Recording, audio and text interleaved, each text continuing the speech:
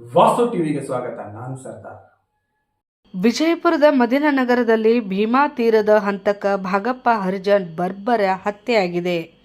ದುಷ್ಕರ್ಮಿಗಳು ಮಾರಕಾಸ್ತ್ರಗಳಿಂದ ಹತ್ಯೆಗೈದ ದುಷ್ಕರ್ಮಿಗಳು ಭೀಮಾ ತೀರದ ಹಂತಕ ಭಾಗಪ್ಪ ಹರಿಜನ್ ಸಾವನ್ನಪ್ಪಿದ್ದಾನೆ. ಭಾಗಪ್ಪನ ಎಡಗೈ ಮುಂಗೈ ಕಟ್ ಮಾಡಿರುವ ದುಷ್ಕರ್ಮಿಗಳು ಮುಖ ಹಾಗೂ ತಲೆಗೆ ಹೊಡೆದು ಹತ್ಯೆಗೈದ ದುಷ್ಕರ್ಮಿಗಳು. ಘಟನಾ ಸ್ಥಳಕ್ಕೆ ವಿಜಯಪುರ ಎಸ್ಪಿ ಲಕ್ಷ್ಮಣ್ ನಿಂಬರ್ಗಿ ಭೇಟಿ. ಗಾಂಧಿ ಚೌಕ್ ಪೊಲೀಸ್ ಠಾಣಾ ವ್ಯಾಪ್ತಿಯಲ್ಲಿ ಪ್ರಕರಣ ದಾಖಲಾಗಿದೆ. ವಾಸ್ತವ್ ಟಿವಿ ಗ್ರೌಂಡ್ ರಿಪೋರ್ಟ್, ವಿಜಯಪುರ.